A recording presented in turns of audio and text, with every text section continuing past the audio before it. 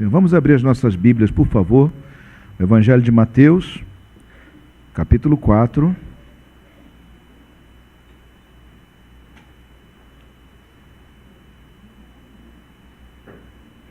Versículos de 23 a 25.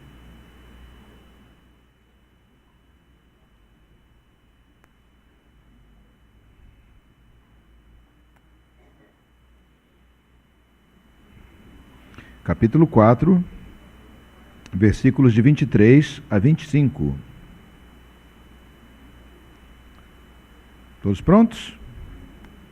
Evangelho de Mateus, capítulo 4, versículos de 23 a 25. Diz assim a palavra do Senhor: Percorria Jesus toda a Galiléia, ensinando nas sinagogas, pregando o evangelho do reino e curando toda a sorte de doenças e enfermidades entre o povo. E a sua fama correu por toda a Síria. Trouxeram-lhe então todos os doentes acometidos de várias enfermidades e tormentos, endemoniados, lunáticos e paralíticos, e ele os curou. E da Galiléia, Decápolis, Jerusalém, Judéia e da além do Jordão, numerosas multidões o seguiam. Amém. Deus Santo, graças te damos, ó Pai, pela tua palavra, e te pedimos, ó Deus amado, que tu venhas falar conosco por meio dela, para que assim, ó Senhor, ouvindo nós a tua voz, possamos de fato, ó Deus, render o nosso coração a ti, ó Pai, em todas as coisas que tu tens dito para nós, Pai. Então fala conosco, ó Senhor amado. Tem misericórdia de nós, ó Deus, nas nossas limitações. Remove as nossas inquietações agora, Pai amado. Nós tudo pomos agora aos teus pés, ó Senhor, para que tu cuides dessas coisas, ó Deus, e assim possamos nós cuidar de ouvir a tua voz, Senhor. Então fala conosco, ó Pai amado, removendo, ó Senhor Jesus, toda a frieza, todo o cansaço, bem como também todas as preocupações, no teu poder, ó Pai, em o nome de Jesus. Amém e glória a Deus. Podemos sentar, irmãos.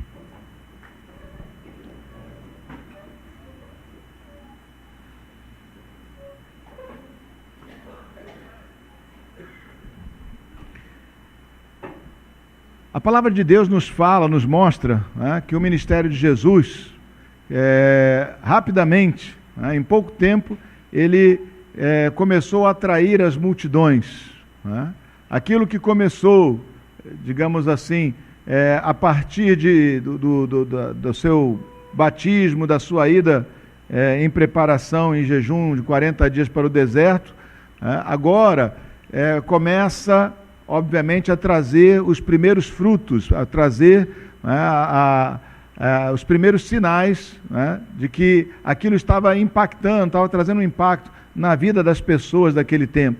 Qual era a circunstância, qual era a situação daquelas pessoas? Na verdade, eles viviam debaixo de um jugo de opressão religiosa muito forte naquela época. Né? Eles viviam debaixo, os judeus, né, viviam debaixo de uma opressão que excedia até em muito a própria lei de Moisés, porque os fariseus, e bem como as autoridades religiosas, viviam ou anunciavam ou ensinavam uma vida espiritual, digamos assim, resumiam a vida espiritual em puro legalismo, em regras e regras e regras, e conjunto de regras a serem cumpridos. E aí então aqui a palavra de Deus diz que Jesus começa a manifestar-se, né, a pregar para as pessoas, e ele manifesta então a nós um ministério tríplice. O Senhor Jesus vem ensinando, pregando e curando, ou seja, ele expressa aqui uma coisa que antes não tinha sido vista em momento algum. Inaugura-se, né, uma nova era, a era do reino de Deus está sendo inaugurada, não é isso? E Jesus então está anunciando não só coisas antigas como coisas novas. Né? A palavra de Deus diz que o reino de Deus é semelhante ao homem que dos seus guardados tira coisas novas e coisas velhas, né? Coisas novas e coisas velhas. Assim então Jesus estava ensinando também. O que significa? Qual é a diferença entre o ensino e a pregação? Quando aqui a palavra de Deus diz que Jesus estava ensinando nas sinagogas, ele estava obviamente digamos assim, explicando aquilo que já estava escrito, a lei, os profetas, o significado da palavra de Deus para aquele povo. Né? Então é mais ou menos o que os pastores fazem do púlpito e outros irmãos que estão, obviamente, ministrando, ensinando dentro da palavra de Deus fazem. Não é? Ou o que você faz quando vai explicar a palavra de Deus para alguém que lhe pede uma explicação, não é? Ou seja, é um ensino. É a mera interpretação, exegese, né, correta, obviamente, que não pode se interpretar livremente, né, mas a mera interpretação daquilo que está escrito. Por quê? Porque tudo aquilo que está escrito, meu irmão, tudo aquilo que está registrado na palavra de Deus, é para todos nós. É para que nós aprendamos quem é o Senhor e como Ele se manifesta a nós e o que Ele espera de nós. Nós vamos ver que quando Jesus está ensinando, Ele ensina isso na sinagoga. O que eram as sinagogas? Qualquer lugar onde houvesse 10 famílias, ou 10 cabeças de família, 10 homens, né, cabeça de família, podia ser, ali naquele lugar onde houvesse 10 cabeças de família, ou 10 homens judeus, poderia se instalar uma sinagoga. O pré-requisito para uma sinagoga era esse, haverem 10 homens, cabeça de família, que se reunissem para estudar a palavra de Deus. Então as sinagogas estavam espalhadas por todo lugar onde havia judeus. As sinagogas não estavam só na região da Palestina, da Judéia, ou naquela região ali mais próxima, mas estavam no norte da África, estavam em tudo que era lugar, na Europa, em todos os lugares, onde havia judeus, onde havia 10 famílias, pelo menos 10 cabeças de família, haveria uma sinagoga, a permissão de se estabelecer um lugar de estudo da palavra. Só que aquele lugar se tornou, na verdade, um lugar de difusão, né, de um legalismo sem precedentes. Um legalismo cada vez mais intrincado, mais complexo. Então, as pessoas não tinham, como hoje nós temos, acesso à Bíblia, né? Você hoje pode carregar a Bíblia debaixo do seu braço, pode comprar, pode tê-la no seu celular, pode se dar ao luxo de ter uma em cada lugar, não é? Por exemplo, essa minha Bíblia aqui, ela não vai para casa, ela fica só aqui na igreja. Hoje mesmo eu estava procurando ela, que ela é meio missionária, de vez em quando alguém pega ela, eu vou achando ela por aí. Ela hoje estava ali, ó, guardada ali embaixo, eu fiquei um tempão procurando ela. Mas eu tenho no meu celular, nós temos acesso em outros lugares, eu tenho Bíblias em casa, nós podemos ter. Naquela época, o que seria a Bíblia para nós, no caso, a lei e os profetas, né, ou seja, o Antigo Testamento, ele era uma peça caríssima, porque era feito à mão, era em rolos, não era uma coisa portátil. Não sei se você já teve a oportunidade de ver em algum cerimonial judaico pela televisão, aquele rolo desse tamanhão, né, e não era um, eram vários, na verdade. Então, além de ser caros, os pergaminhos, né, eles não eram portáteis, não era fácil. E a maior parte do povo também não sabia ler e escrever. Então o lugar de se ouvir, de aprender a palavra de Deus era a sinagoga. As pessoas tinham um dia na semana em que elas iam lá para ouvir e aprender alguma coisa. E quando elas iam, o que elas ouviam? Regra, regra, regra, regra, regra.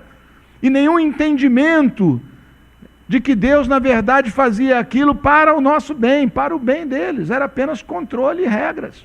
Foi o que se tornou em muitos casos.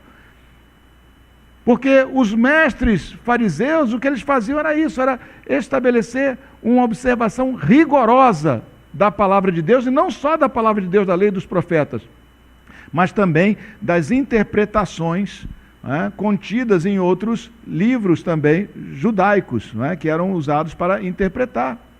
E assim, então, quando Jesus vem ensinar a palavra, ele não vem ensinar como os mestres fariseus do seu tempo. A palavra de Deus registra que as pessoas se admiravam porque Jesus ensinava como quem tinha autoridade.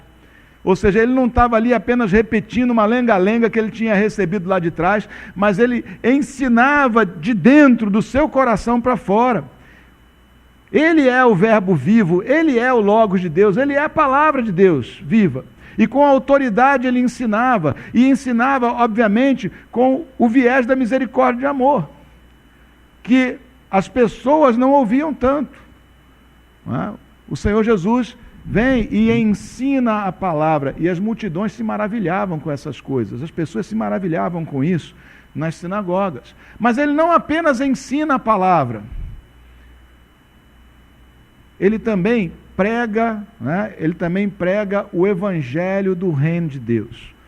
Essa era uma mensagem nova a ser apregoada. Essa era uma mensagem que não estava clara nas escrituras até então existentes. É por isso que é evangelho, a palavra evangelho é boa nova, uma novidade, uma notícia boa. Ou seja, algo que, embora estivesse embasado na palavra, era uma nova revelação de Deus para as pessoas. Ele veio não só para ensinar, mas ele veio para pregar, ou seja, trazer, né, uma nova notícia, né, uma nova e boa notícia, que era o evangelho da salvação pela graça, mediante a fé. Nós vemos isso lá mais explicadinho, né? Em Efésios capítulo 2, versículo 8, pela graça sois salvos, não é isso? Pela graça sois salvos mediante a fé, e isso não vem de vós, vem de Deus. Os fariseus diziam, pela obediência à lei estrita, é que se pode agradar a Deus e esperar alguma coisa dele. Jesus diz, olha, é pela graça, ou seja, é por um presente, por uma bondade de Deus que vocês são salvos. E não é por um cumprimento de regras e regras e regras e regras, não desprezando as regras, mas não é pelo cumprimento de regras, mas é mediante a fé, é crendo que aquilo que o Senhor disse é para a nossa alegria, é para o nosso bem, é para o nosso crescimento, é para a nossa boa convivência, é para que nós vivamos bem com o Senhor e com os demais. Então Jesus vem e apregou, ele vem pregar uma boa nova, uma nova notícia. Por isso tem essa distinção entre ensinar e pregar. Porque pregando, ele está pregando uma outra coisa, uma nova notícia, que não nega o valor das escrituras anteriores. Pelo contrário, se apoia nelas e mostra que era disso que elas estavam falando. Né? Que esse Deus é amoroso, é gracioso e ele quer um conserto, ele quer estabelecer uma relação, né? Consertar a relação com a humanidade. Então, isso maravilhava as multidões, porque dentro da sinagoga ele ensinava, mas fora da sinagoga, inclusive entre gentios, ele pregava o evangelho. E aí então aqui fala aqui da região de Decápolis, né? Daquela região ao norte de Jerusalém, né? Ele pregou nessa região de Decápolis, que fica mais ao norte, né? Mais perto da fronteira com a Síria. Não sei se você tem aí uma visualização do que seria um mapa mais ou menos da região. Ele está nessa região pregando e vem pessoas de todo lado, inclusive de Jerusalém. Por quê? Porque ouviram as notícias, não só daquilo que ele anunciava, das maravilhas que ele dizia, mas também das coisas que ele fazia também. Então as multidões convergiram. Ele não só ensinava e pregava, como também ele curou a muitos. Aqui a palavra de Deus dá uma lista, né? Acometidos de várias enfermidades e tormentos, endemoniados, lunáticos e paralíticos, ele os curou. Ou seja, houve uma revolução na época, não só no nível das ideias, ou seja, Jesus ensinando a palavra, ou explicando a palavra como os fariseus não conseguiam fazer, não só no nível da proclamação profética, da boa nova, da novidade boa, que é a pregação da palavra, mas também no nível de milagres, que confirmavam a natureza do seu ministério. O seu ministério não era um ministério baseado em poderes humanos, ou argumentos humanos, ou filosofias humanas, mas era advindo de Deus, era vindo de Deus, e por isso os sinais seguiam a pregação da palavra. Amém? Meus irmãos, esse é o ministério que o Senhor delegou a todos nós também. Porque nós somos cristãos, não é isso? Então nós somos seguidores de Cristo. Não é? Então o que nós devemos fazer é a mesma coisa. Nós temos que ensinar. Mas como eu vou ensinar se eu não aprender? Como eu vou ensinar se eu mesmo não me esforçar por aprender antes? Esse é o erro de muitas pessoas. Não se interessam por aprender. Então, quando são colocados numa situação em que tem que ensinar, às vezes não sabem o que dizer, ou mesmo falam coisas que não deveriam dizer, ou coisas que estão em desacordo com as Escrituras. O povo de Deus não pode ser um povo ignorante da palavra, porque o ministério que Jesus recebeu, o ministério que Jesus praticou, o ministério que Jesus exerceu, é o ministério que nós temos que exercer. O mundo precisa de mestres da palavra de Deus. O mundo precisa de quem lhes explique o que está escrito. Você se lembra do eunuco que Filipe foi levado pelo Espírito Santo para pregar para ele? Ele estava lendo Isaías. Esse homem veio da Etiópia, ele veio de longe. Ele veio mais ou menos do nordeste da África. Ele veio peregrinar em Jerusalém, havia nele um embrião de fé, havia nele uma noção de que ali era o lugar certo, que aquele era o Deus certo. Só Deus sabe como é que o judaísmo, vamos dizer, chegou lá. Pode ter chegado pela rainha de Sabá, pode ter chegado 1000 anos antes, 800 anos antes, pode ser. O judaísmo estava disperso, os judeus estavam dispersos por muitos lugares. Veio esse homem, esse alto funcionário etíope, ele vem a Jerusalém adorar, ele lia, voltando para a sua terra, ele lia Isaías e não entendia. Ele lia e não entendia. Ele tinha fome, ele tinha sede, ele queria, mas não havia quem lhe explicasse. Deus lhe deu Filipe, né, que se aproximou dele e foi convidado para entrar no carro e explicou aquele homem de tal modo que agora esse homem que voltava para a sua terra era uma espécie de primeiro missionário ao nordeste da África, porque ele recebeu a palavra do Evangelho, a boa nova da salvação, foi batizado no nome do Senhor Jesus Cristo, né, e prosseguiu a sua viagem para o seu lugar de destino.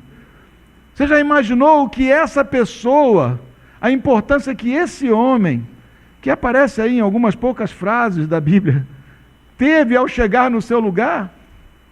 Ao chegar no seu lugar de destino? Você não sabe que relevância a tua pregação, o teu ensino para alguém vai alcançar. Você não sabe quantas outras pessoas essa pessoa também vai poder alcançar. Não é? Os maiores evangelistas, assim, é uma hipérbole, não é um exagero, mas grandes evangelistas são os novos convertidos. Porque, em primeiro lugar, eles têm o testemunho da transformação muito visível, o que eles eram e o que eles se tornaram, mediante a palavra. As pessoas que os conheceram, que conhecem o novo convertido, elas dizem, puxa, ele era assim, agora ele é assado, né? De outro jeito, assado no fogo do Senhor. Agora ele está de outro jeito. Né? Ele era daquele jeito, olha só, tem duas opções, vamos pensar que ele é louco e enlouqueceu, tadinho, endoidou, né? Eu me lembro quando eu era novo convertido, eu estava voltando da igreja, de uma reunião de jovens, com minha bibliazinha pequenininha assim, trazendo comigo, e aí quando eu passei na rua, a turma me chamou, o pessoal que me conhecia, tinha 2 semanas, 3 semanas de convertido, aí viraram para mim, e aí, tá vindo do carteado? O carteado? Aí eu olhei para a Bíblia e disse, é verdade, dá o tamanho de 2 baralhos certinho aqui dentro. Assim, não, isso aqui é uma Bíblia. Aí os caras começaram a rir, acharam graça, né? Pensaram que eu estava de palhaçada, disseram, não brinca com essas coisas não, rapaz, deixa de ser debochado. Eu disse, é uma Bíblia. Né? Eu disse, é uma Bíblia. Aí abri a Bíblia para eles e disse, né, aquela expressão sempre, maluco, não é que é?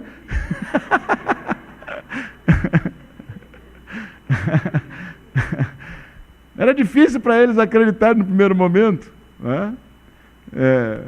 Agora é muito fácil, mas era difícil para eles acreditarem. Meus irmãos, nós não temos noção, entende? O quanto nós podemos ser influentes na vida de outras pessoas e quanto você pode abençoar gente que você nunca conheceu, quando você ensina a palavra de Deus para aquele que abriu o coração para receber. Quando você prega o Evangelho, amém? Quando você prega o Evangelho, porque o Evangelho, meus irmãos, ele não precisa ter lógica. A palavra de Deus até apela para a nossa razão. Agora o Evangelho é poder de Deus. A gente prega proclamando o Senhor é que faz o que Ele quiser fazer com aquela palavra que foi pregada. Amém? O ensino da palavra até passa por lógica humana, porque as coisas de Deus não são ilógicas. Elas não são ilógicas. Entende? Elas são loucura para os que se perdem, mas para aqueles que conhecem a Deus, que recebem de Deus o dom, a graça, né, de conhecer o Senhor, é sabedoria do alto para a vida eterna. Amém? Agora, outra coisa, nós precisamos também ser o povo que ora pelas pessoas. Entende? Milagres acontecem quando nós oramos. Deus vincula os milagres às nossas orações. Não é que Deus não possa operar livremente. Deus opera livremente. Mas o que geralmente nós vamos ver, Deus vinculando os milagres à oração. Os milagres seguem as orações. Seguem a pregação da palavra e seguem a oração, como sinais daquilo que Deus está fazendo, daquilo que Deus faz. Agora, vamos voltar para essa questão da pregação do Evangelho do Reino. Porque nós vimos aí nas semanas anteriores que Jesus saiu pregando, arrependei-vos, porque está próximo o reino dos céus. Arrependam-se, porque está próximo o reino dos céus. Esse evangelho do reino é o evangelho que fala justamente de arrependimento, de mudança de direção na vida, de mudança de atitude. Meus irmãos, todas as pessoas com que Jesus falou precisavam de conversão, mesmo os judeus. O que ele está dizendo é: arrependam-se. Aí muitos daqueles homens piedosos ou religiosos da época dizem: mas me arrepender do quê? Eu sou cumpridor da lei, eu faço tudo certinho. Mas o que Jesus está falando é: arrependa-se, mude de direção, porque na direção que você está indo, essa direção não é suficiente. Sem fé é impossível agradar a Deus. Não foi ele que disse isso, eu estou dizendo como completude. Sem fé é impossível agradar a Deus. Do amor de Deus, do amor dependem a lei e os profetas, senão elas não se cumprem, de fato, sem o amor de Deus e sem que nós amemos ao Senhor e amemos ao próximo. O cumprimento da lei é o amor. E Jesus está falando sobre essas coisas. Meus irmãos, parte também, quando se diz pregando o Evangelho, ele está anunciando a era messiânica. Os próprios discípulos de Jesus não entenderam muita coisa que ele estava falando. Não entenderam, muitos não entenderam sequer a necessidade dele morrer, mas ele explicou todas essas coisas.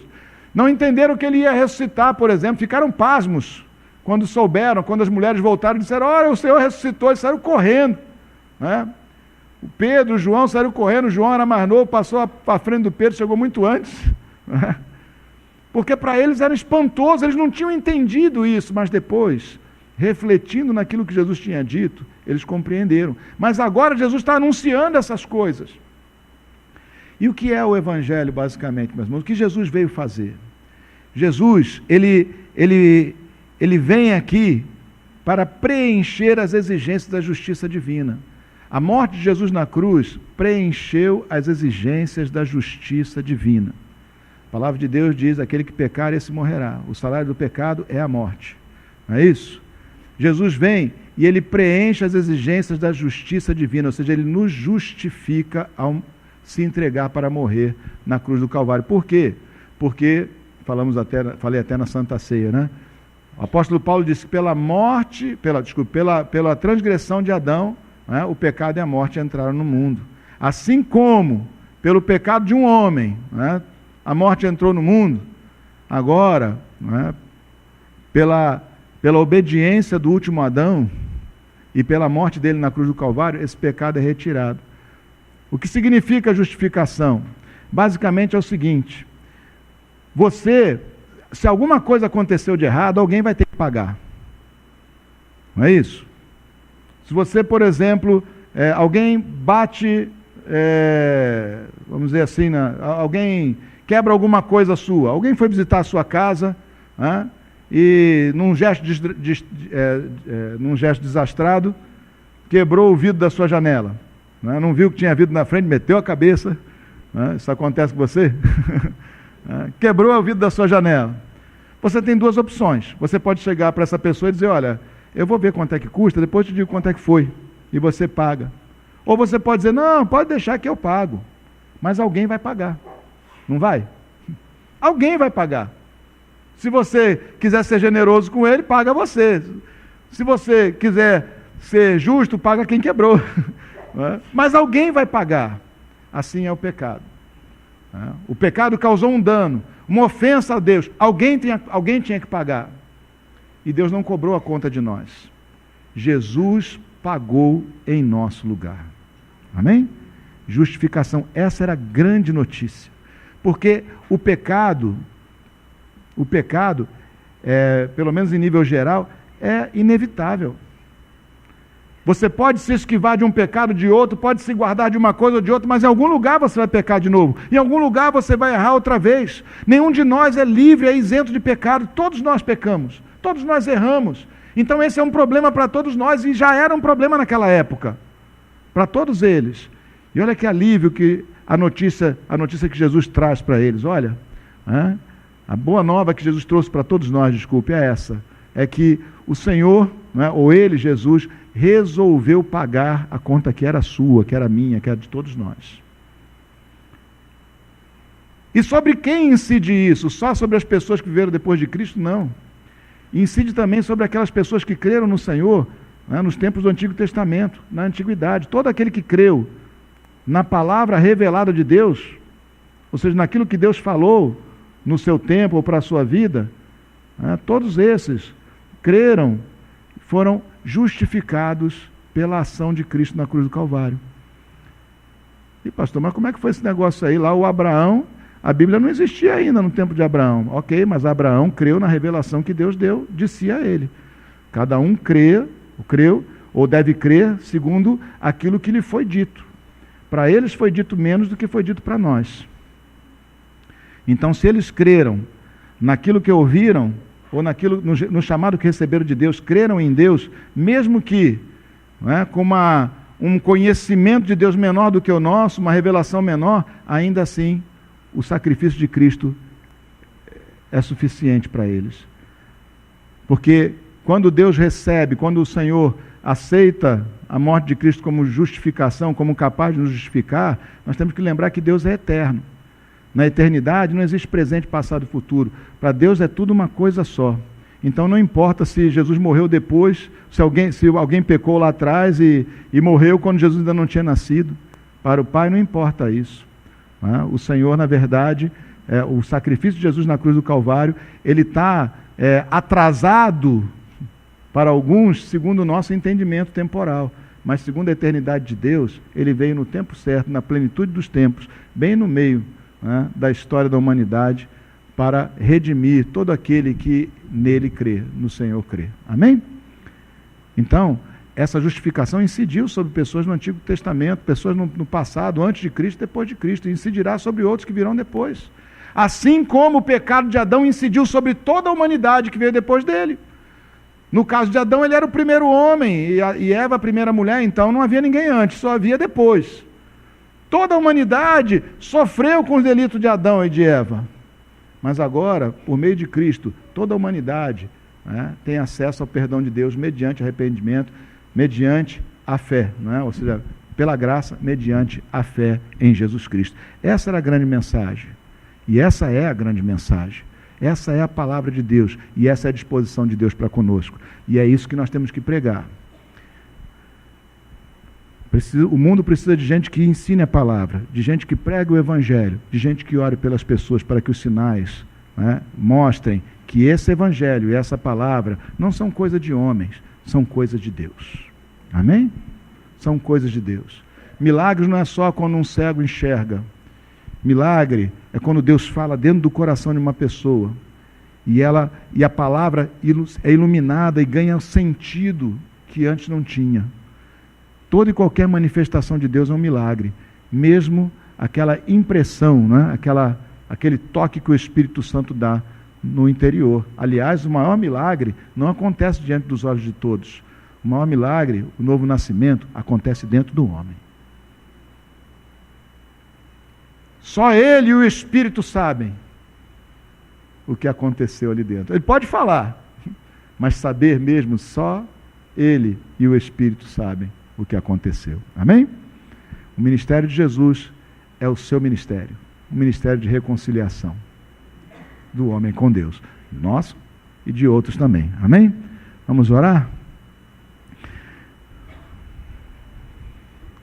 Senhor amado, graças te damos. Graças te damos, ó Senhor amado, por essa boa nova, por essa notícia, ó Pai, que Jesus trouxe a nós, ó Deus. Graças te damos, ó Senhor amado, por esse ministério, ó Senhor, que não só Ele exerceu, mas a nós foi dada a honra, a graça e a responsabilidade de exercermos também. Então, Deus Santo, em nome de Jesus, faz-nos diligentes no conhecimento da palavra de Deus, Pai. Dá-nos fome e sede da Tua palavra, para que quando for pedido de nós explicações, como aquele eunuco que Filipe encontrou de caminho, nós saibamos dar razão à nossa fé, expor por que cremos e no que cremos, Senhor amado, ajuda-nos nisso, ó Senhor, para que nós possamos ser bênção. Senhor amado, dá-nos ousadia, Pai. Ousadia de orar, ó Senhor, de buscar o Teu poder, de clamar a Ti, ó Senhor amado, em favor de outros, ó Deus. Para que assim, ó Senhor, segundo a abundância das nossas orações, mediante a fé, obviamente, Tu venhas operar, ó Senhor amado, maravilhas em nossas vidas e na vida de outros, ó Pai. Dá-nos essa consciência, Pai amado, que às vezes uma pessoa para quem nós falamos pode ser aquela pessoa que Deus vai usar para falar para muitos, muitos e muitos e muitos. Dá-nos então, ó Pai amado, esse senso de importância na pregação nossa de cada dia, de cada um de nós. A pregação não só com as nossas palavras, mas também com o nosso bom procedimento, mostrando que nós não falamos apenas, mas vivemos o que temos falado. Senhor amado, faz essa obra em nossas vidas, Pai, te pedimos, em nome de Jesus. Amém. Glória a Deus.